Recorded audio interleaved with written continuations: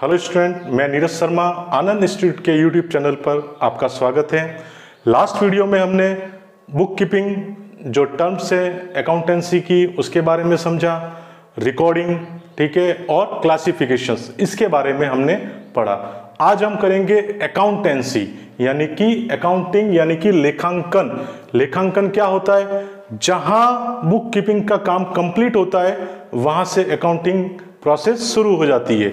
तो अकाउंटिंग होता क्या है?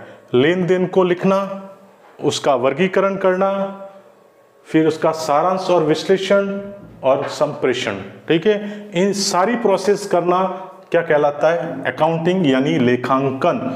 अब लेन देन को लिखना और वर्गीकरण करना ये हमने लास्ट वीडियो में पढ़ा था। जो भी ट्रांजेक्शन हो रहे हैं उनको अपन क्या करते हैं? रिकॉर्ड करते हैं। रिकॉर्ड करने के बाद अलग से उसका क्या करते हैं? क्लासिफिकेशंस करते हैं ताकि आसानी से समय पर जानकारी मिल सके। उसके बाद सारांश और विश्लेषण यानी कि समराइजिंग करना। समराइजिंग का मतलब होता है कि जो भी ट्रांजैक्शंस किए हैं उनसे आप ये पता करो कि आपको एक टाइमिंग के बाद यानी एंड ऑफ द ईयर यानी कि साल के अंत में आपको प्रॉफिट्स हुआ या लॉस हुआ, इसकी जानकारी के लिए सारे लेन देनों को समराइज करके अकाउंट्स बनाए जाते हैं, ठीक है, ताकि आप क्या कर सको? उसके रिजल्ट को पता लगा सको, प्रॉफिट्स हो रहा है या लॉस। और फिर प्रॉफिट या लॉस जो होता है तो प्रॉफिट ज्यादा हुआ, प्रॉफिट्स कम हुआ, उसका क्या करेंगे? विश्लेषण करेंगे ताकि हम ये पता कर सकें कि हमारे टारगेट या हमारा जो गोल है वो पूरा क्यों नहीं हो पा रहा है, बिजनेस में कहां कमी है, सेल क्यों हुआ कम, प्रॉफिट्स कम क्यों हो रहा है, एक्सपेंसेस बढ़ रहे हैं, कम हो रहे हैं, इनकम बढ़ रही है, कम हो रही है, कहां पर ध्यान देने की आवश्यकता है। इसलिए क्या किया जाता है? एनालिसिस यानी विश्लेषण किया जाता है। विश्लेषण करने के बाद जो भी इंफॉर्मेशंस निकलती है, ठीक है, उससे हम रिलेटेड जो हमारे रिलेटेड होते हैं, पर्संस होते हैं बिजनेस से रिलेटेड, उनको हम क्या करते हैं? सूचनाएं प्रेषित करते हैं यानी कि उनको जानकारियां देते हैं। अब बहुत सारे यूजर्स होते हैं यानी उपयोगकर्ता जो हमारे अकाउंट्स के अंदर, जो हमारे बिजनेस के अकाउंट्स जो होते हैं उसमें इंटरेस्ट रखते हैं। अब वो यूजर्स कौन कौन से होते हैं वो आगे पढ़ेंगे हम सारी बातों के बारे में। तो अकाउंटिंग मीन्स क्या होता है? लेन देनों को लिखना, उसका वर्गीकरण करना, वर्गीकरण करने के बाद उसका समराइजिंग करना यानी सारांश और उसका एनालिसिस करना, कहाँ कमी हुई है, और जो कमी हुई है या जो प्रॉफिट्स आए हैं वो सारी जानकारियां रिकॉर्डिंग करके आप क्या करेंगे? अपने यूजर्स को प्रेषित करेंगे यानी भेजेंगे ताकि वो उससे रिलेटेड कोई डिसीजन ले सके। लेन देन और वर्गीकरण ये जो दोनों पॉइंट्स होते हैं ये पुस्त पालन का भी हिस्सा है। तो इट मीन्स लेखांकन के अंदर पुस्त पालन भी क्या होता है? शामिल होता है।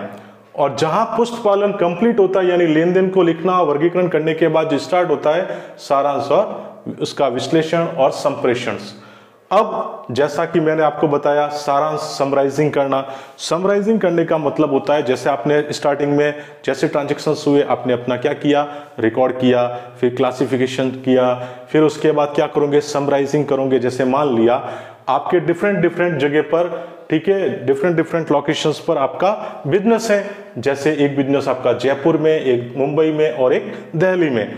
आपके जो बिजनेस हो रहे हैं, बिजनेस से जो भी आपके वहां के अकाउंटेंट को आप क्या बोलोगे कि भैया पूरे साल का जो अकाउंट तैयार किया है उसका समरी मुझे भेज, यानी कितना इनकम या कितना लॉस हुआ है मुझे, इसके बारे में मुझे जानकारी बता।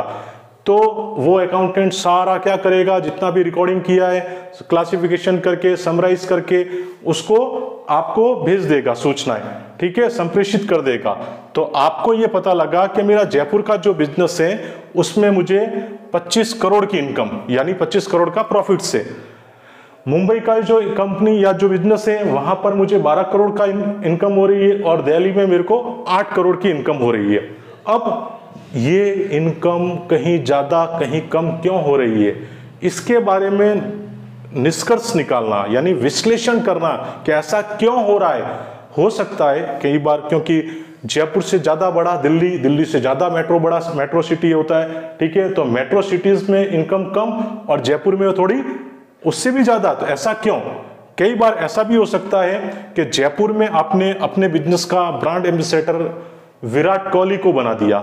अब विराट कोहली के तो बहुत ज्यादा फैन होते हैं, तो सारे फ्रेंड्स उसके क्या करेंगे, आपके बिजनेस के प्रोडक्ट को परचेस करेंगे, आपका सेल बढ़ेगा, आपका बिजनेस बढ़ेगा। मुंबई के अंदर आपने मिताली राज जो लेडी क्रिकेटर है उसको लगाया ब्रांड एम्बेसडर के रूप में, वो आपकी मार्केटिंग करी उसने, और उस वजह से उसके लोग थोड़े से कम फ्रेंड हैं, तो आपका बिजनेस या आपसे लोगों का जुड़ाव कम हुआ, सेल कम हुआ, तो आपका बिजनेस का प्रॉफिट थोड़ा सा कम है। और दिल्ली में आपने किसी एक साधारण व्यक्ति को अपना ब्रांड एम्बेसडर बनाया, ठीक है, उस कारण से उनको लोग कम जानते हैं, उनके फ्रेंड्स कम होते हैं, उस वजह से आप क्या करेंगे, आपका प्रॉफिट्स बिजनेस में कम हो रहा है। तो ये सारी जो रिसर्च करना यानी विश्लेषण करना, जो समराइजिंग हुआ, जो प्रॉफिट्स लॉस के बारे में बताया गया, उसका आपने क्या किया, विश्लेषण किया और सारी चीज देखी। तो अब आप क्या करोगे, विश्लेषण हो गया, जानकारी, अब क्या करोगे, प्रेषित करोगे अपने चीजों को, जो आपके से रिलेटेड बंदे होते हैं, जो यूजर्स होते हैं बिजनेस के, जैसे ऑनर हो सकता है, मैनेजमेंट हो सकता है, एम्प्लॉय हो सकता है, गवर्नमेंट हो सकता है, आगे के वीडियो में हम बात करेंगे इन सब के बारे में। तो उनको सूचनाएं प्रेषित की कि भाई अब ऐसा क्या बदलाव किया जाए ताकि बिजनेस का प्रॉफिट्स बढ़ सके। अब जो भी मैंने अभी आपको समझाया उसकी कुछ डेफिनेशंस बता रखी है, सारांश यानी कि इंटरप्रिटेशंस एंड एनालिसिस के बारे में। तो ये सारांश, इंटरप्रिटेशंस और विश्लेषण यानी एनालिसिस। लाभ हानि का पता करने हेतु क्या बनाए जाते हैं, फाइनल अकाउंट्स बनाए जाते हैं, ताकि वहां से आपको पता लग जाए हमारी कितनी इनकम है, हमारे कितने लॉसेज हैं और हमारे को क्या एक्चुअल प्रॉफिट्स हुआ है। अब जो प्रॉफिट्स हुआ है वो प्रॉफिट्स ज्यादा हुआ है, कम हुआ है, कम हुआ तो क्यों हुआ है, वो फाइनल अकाउंट्स को देखकर हम उसका क्या कर सकते हैं, विश्लेषण, तर्क वितर्क कर सकते हैं, विश्लेषण कर सकते हैं, ये पता लगा सकते हैं कि प्रॉफिट्स कम हुआ तो क्यों हुआ, कैसे हुआ और उसको सुधार कैसे किया जा सके। ये मैंने आपको एक एग्जांपल बताया जयपुर का, मुंबई का और दिल्ली का, जिसमें किस तरीके से कहां पर बिजनेस कम हो रहा है, कैसे उस बिजनेस को बढ़ाया जा सके, उसके प्रॉफिट्स को बढ़ाया जा सके, उसके बारे में एनालिसिस, उसके अकाउंट्स को देखकर एनालिसिस किया जा सकता है। अब इन सारी चीजों को मिलाकर लेन देन को लिखना, वर्गीकरण, सारांश, विश्लेषण और संप्रेषण, ये सारी चीजें मिलकर क्या होती है, लेखांकन। तो लेखांकन की एक छोटी सी डेफिनेशंस होती है, ठीक है, वो क्या होती है, लेखांकन एक संगठन, एक कोई भी बिजनेस है, कोई भी ऑर्गेनाइजेशन है, उसके जितने भी आर्थिक लेन देन यानी कि जो जिसको अपन मुद्रा में यानी कि रुपए पैसे में उसको मेजर कर सकते हैं, लेन देनों को पहले पहचानना कि यही एक आपके आर्थिक लेन देन है, ताकि उनको क्या किया जा सके, रिकॉर्ड किया जा सके। पहले पहचान करना कि ये वास्तव में आर्थिक लेन देन है या नहीं, फिर उनको रिकॉर्ड करना कि ऐसी प्रक्रिया जिसके माध्यम से वांछित सूचनाएं यानी कि सारे समराइज करके उससे रिलेटेड प्रॉफिट लॉस निकाल के जो भी सूचनाएं हम प्राप्त करना चाहते हैं, वो सूचनाएं, आंकड़े उपयोगकर्ता जो बिजनेस से रिलेटेड पर्सन्स होते हैं, यूजर्स होते हैं, वहां उन तक क्या की जा सके, भेजी जा सके, मतलब संप्रेषित की जा सके। तो इस तरीके से इस वीडियो में हमने लेखांकन के बारे में यानी अकाउंटिंग के बारे में पढ़ा, समझा। आई होप ये वीडियो आपको अच्छा लगा होगा, अच्छे से समझ में आया होगा। थोड़ा सा अपन धीरे धीरे पढ़ेंगे, हर एक टर्म्स को अच्छे से समझेंगे और जब प्रैक्टिकल क्वेश्चंस आएगा तब आप बहुत अच्छे से उसको कर सको। तो आई होप आपको ये वीडियो अच्छा लगा होगा। Thank you for watching.